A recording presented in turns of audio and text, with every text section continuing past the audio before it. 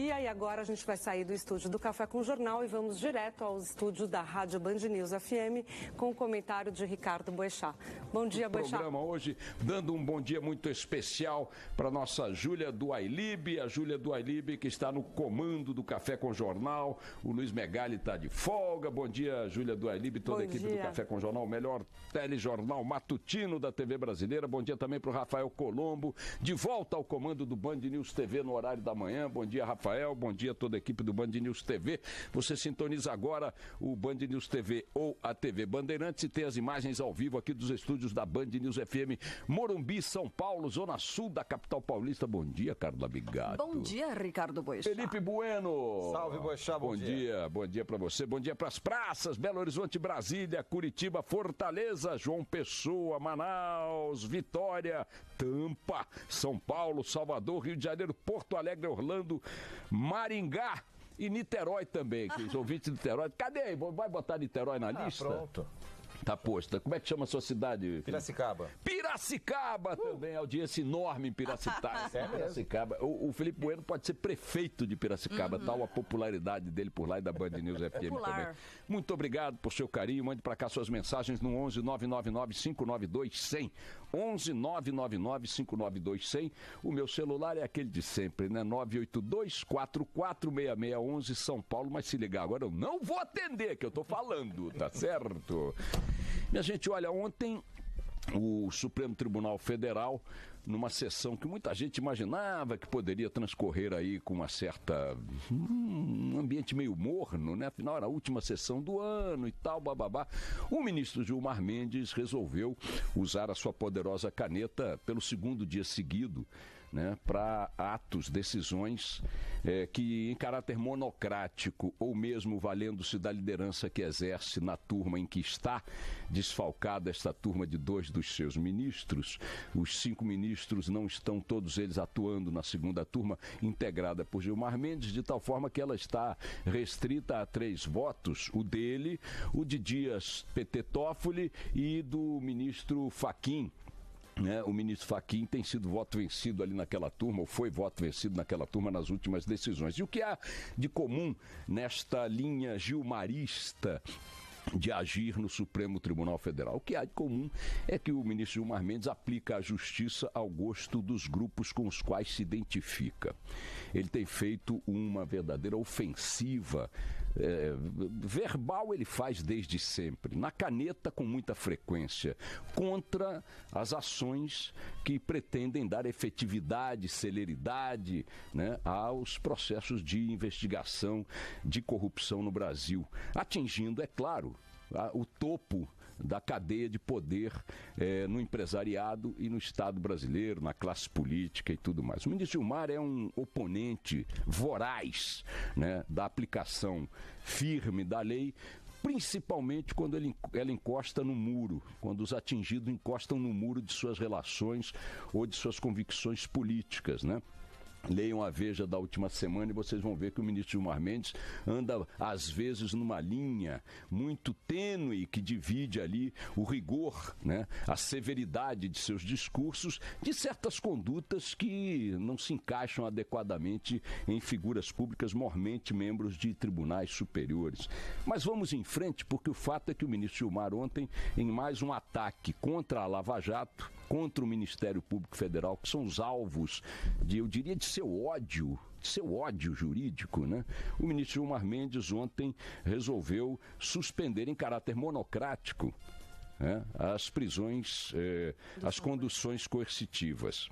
Alguns ministros estranharam que Gilmar, na última sessão do ano, portanto, produzindo um ato individual que produz efeito prolongado até a retomada das sessões no fim do recesso ano que vem, não fazer isto, dando condições ao pleno do tribunal de reavaliar a decisão que ele tomou individualmente. Então, estão suspensas as conduções coercitivas, que são, no entendimento do Ministério Público Federal, um instrumento importante para agilizar determinadas ações de investigação. O processo normal é que você intime o cidadão a ser investigado, marque uma data para que ele compareça, dando a ele a prerrogativa de comparecer ou não, e não comparecendo, aí sim ele tem que ser conduzido ou pode vir a ser conduzido coercitivamente. A Lava Jato e muitas outras operações de combate à corrupção têm feito as conduções coercitivas em caráter preliminar, imediato, entre outras razões, para diminuir a possibilidade de que o investigado, entre a intimação com data marcada e a data efetiva de seu comparecimento, atue de forma a eliminar provas, articular versões e tudo mais. O fato é que é este ambiente que inclui a condução coercitiva que tem dado, pelo menos parcialmente, alguma efetividade e alguma celeridade às investigações, além de uma visibilidade que permite que a opinião pública atue como força auxiliar dessa luta histórica na qual a Lava Jato é ponta de lança da sociedade brasileira contra a corrupção instalada secularmente no Estado brasileiro. E Gilmar Mendes faz isso com discursos gongóricos, sugerindo que defende a essência da moral, a essência da boa conduta, a essência de uma coragem cívica que ele se atribui para solapar sistematicamente vários procedimentos de combate à corrupção, várias investigações de combate à corrupção. Já nem vou me referir ao elenco de decisões desse gênero tomadas por Gilmar, que atingem clientela da mulher dele no escritório de advocacia em que ela trabalha, que atinge seus cupinchas no campo político como Aécio Neves e etc. e tal. Já nem vou me referir aos discursos e aos ataques verbais de Gilmar e nem mesmo às canetadas de Gilmar, que o identificam como a figura dentro da República Brasileira com mais poder e com mais capacidade de dano contra a luta da sociedade brasileira para virar essa página, pelo menos parcialmente, da corrupção histórica em nosso país. Ontem, com essa decisão isolada, mas que produz efeitos concretos de suspender as conduções coercitivas, ele fez mais um ataque nessa direção, dentro dessa cultura, dentro desse ódio, dessa filosofia que ele tanto defende e tanto representa. Ouçam o que Sua Excelência disse ao proferir seu voto. Criamos um monstro. Criamos um monstro.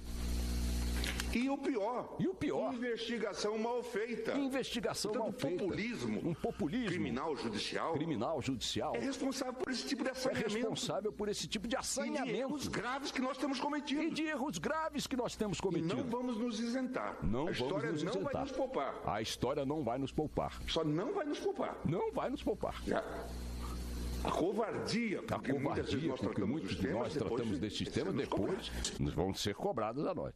Ministro, não é a história futura que não vai isentar A ou B. É o presente que não isenta. É o presente que não isenta. É o presente que o expõe, ministro. O senhor não está sendo julgado no futuro. O senhor está sendo julgado agora pelos atos que comete agora e os seus aliados também e aqueles a quem o senhor favorece, repito aqui, à esquerda e à direita, hein? Porque o ministro, para poder colocar-se numa posição de magistrado nas ações que toma contra a Lava Jato, tem que dar carona àqueles que ele não gostaria de dar carona, como deu ontem. A ação de ontem, em que ele proibiu as conduções coercitivas, foi uma ação iniciada pelo Partido dos Trabalhadores, um dos antros onde os corruptos estão abrigados a despeito de seu discurso popular, etc. e tal. Então, para poder levar o pessoal da primeira classe de seu comboio da impunidade, que é um pessoal que está abrigado no PSDB, no PMDB, nos partidos menos à esquerda, Sua Excelência, para poder dar coerência, pelo menos mínima, a esse tipo de favor que distribui através de sua caneta, ontem embarcou a galera do PT dentro do negócio. Foi o PT que ele atendeu. E a OAB, dominada pelos grandes escritórios de advocacia, empenhadíssimos em melar as ações contra seus graúdos clientes. O advogado do Maluf acha que o Maluf é santo. O advogado do Lula acha que o Lula é santo. O advogado do Aécio acha que o Aécio é santo. E todos eles têm voz muito ativa dentro da sacrossanta OAB. aquela que está sempre arrotando a necessidade do país tomar um rumo, desde que o rumo não incomode sua clientela, desde que o rumo não coloque em risco o império dos honorários. Os honorários mandam na ética da OAB. E ontem o ministro atuou para contemplar esse universo de poderosos, à esquerda, à direita, ao centro, acima e abaixo, colocando as operações da Lava Jato e a elas assemelhadas como aventuras, como esculhambação, como coisa de quinta categoria, como militância, como etc e tal. Como se o que está atrás das grades hoje, ou já reconhecidos como réus pelo próprio Supremo, ou investigados pela Polícia Federal, pelo Ministério Público, como se os escândalos que nós contemplamos aí todos os dias, boquiabertos, não fossem por si só um conjunto bastante consistente para mostrar que, por mais que se possa criticar um ou outro aspecto, jamais se avançou tanto nesse terreno na história do Brasil. Brasil este que tem um Supremo Tribunal Federal, do qual o ministro Gilmar Mendes hoje parece ser a figura mais representativa pela militância, pela efetividade de seus atos, tribunal este que levou mais de 140 anos ou 130 anos para colocar na cadeia o primeiro deputado no exercício do mandato. Isto fala por si só, ministro Gilmar Mendes, da corte que o senhor integra e hoje lidera. Quero deixar aqui bem claro o registro do silêncio. O senhor falou da covardia? Aí sim tem covardia, dentro do próprio tribunal, em que não todas, mas poucas vozes se levantam contra a sua ousadia, contra o caráter explícito de suas atitudes. Lamento pelo silêncio da presidente do tribunal diante do senhor. Lamento pelo silêncio de outros pares diante das suas atitudes. Fora do ar, em conversas reservadas, alguns ministros do Supremo se confessam perplexos, boquiabertos com a sua conduta, e não apenas nos autos. Contra o senhor ontem, surgiu a voz do ministro Barroso. O ministro Barroso, na mesma sessão, depois do senhor ter feito esse discurso, disse o seguinte, vamos lá. Eu ouvi o áudio, eu vi a fita, eu vi a mala de dinheiro, eu vi a corridinha na televisão.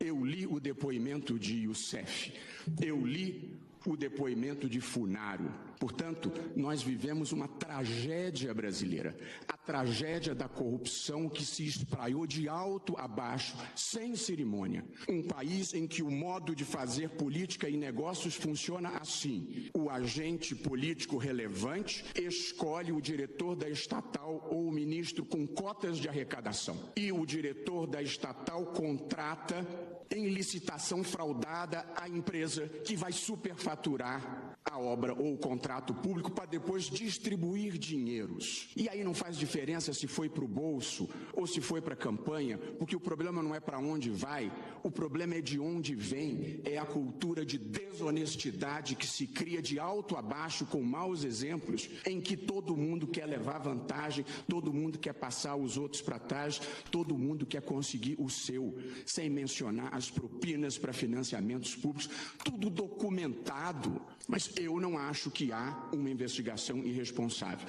Eu acho que há um país que se perdeu pelo caminho, naturalizou as coisas erradas e nós temos o dever de enfrentar isso e de fazer um novo país, de ensinar as novas gerações de que vale a pena ser honesto, sem punitivismo, sem vingadores mascarados, mas também sem achar que ricos criminosos têm imunidade, porque não tem.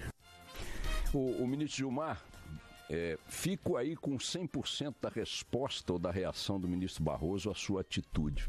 E não a de ontem apenas, ao conjunto de sua obra. O senhor já na véspera tinha liberado várias figuras de ações que estavam investigando crimes por elas cometidos, ou até mesmo de prisões que já se aplicavam a elas, como a Adriana Anselmo, condenada a 18 anos de prisão, que o senhor botou na rua ontem, anteontem, também numa canetada sua, pessoal, individual, dentro dessa lógica que o que está acontecendo nas operações de combate à corrupção são atitudes irresponsáveis, são improvisos, etc. São investigações mal feitas. Como investigações mal feitas? O argumento que o senhor usou para botar a Adriana Anselmo em casa novamente na beira da Praia do Leblon, estando ela condenada a 18 anos, diante do carnaval de evidências, de provas, de testemunhos contra essa ladravaz, contra essa integrante de uma quadrilha que pilhou o estado do Rio de Janeiro, foi um argumento de uma fragilidade, de uma hipocrisia, que dá vontade de vomitar. De que ela tem que cuidar de um filho que tem menos de 12 anos, como se sua família fosse uma família favelada, subnutrida, miserável, que não tivesse estrutura para dar a essa criança que merece os cuidados que tem que ter na ausência da mãe e do pai que estão presos. São 47 mil presas no sistema prisional brasileiro, mulheres. 80% delas, ministro Gilmar, são mães. Milhares delas têm filhos com menos de 12 anos. Filhos pobres, de famílias desestruturadas, em comunidades miseráveis. A estas o senhor não dedica uma parte de sua caneta para dedicá-la a Adriana Anselmo? Sua caneta que liberou ontem de investigações 4 figuras da política federal? Benedito Lira, Arthur Lira e por aí vai, deputados, que fechou a investigação contra Beto Richa? Sua caneta que soltou Ike Batista, soltou a máfia dos ônibus no Rio de Janeiro? Sua caneta que solta clientes de sua mulher no escritório? E o senhor vem querer falar que a história no futuro vai julgá-lo, ministro? O senhor tome cuidado, o senhor está sendo julgado pelo seu presente e aqui entre nós, hein, ministro? Pelo seu passado recente. O ministro Barroso tem razão quando diz que lógicas como a sua, aí a interpretação é minha, naturalizaram as coisas erradas no Brasil. São figuras como o senhor que deram à história da corrupção no Brasil a tranquilidade, a serenidade de uma lagoa que ela sempre teve até hoje para desfrutar e para se desenvolver. Não tem investigação irresponsável, ministro. Tem um esforço sobre-humano da sociedade para tentar diminuir a taxa de impunidade e de corrupção que fez deste país o que ele é. Que impôs à sociedade brasileira um Estado e ainda impõe um Estado predominantemente corrupto, opressor e ineficiente. É a corrupção a essência disso aí, ministro. E não é com gente como o senhor que ela vai ser derrubada, não. Pelo contrário, o senhor rema a favor da permanência desse status que caracteriza, aliás, a história do próprio Supremo no campo da impunidade. É lamentável, realmente lamentável. Mas não se esqueça, ministro, mais uma vez, não viva a ilusão de que o senhor está sendo julgado pela história. O senhor está sendo julgado pelos seus contemporâneos. O senhor está sendo julgado hoje, ministro, em vida. Não é quando o senhor virar estátua na sua cidade natal que os pombos vão dizer se o senhor merece ou não merece determinados tratamentos. É a sociedade contemporânea, são os cidadãos que lhe pagam o salário hoje. Estes é que o estão julgando. E a sua imagem responde por tudo. Vamos lá.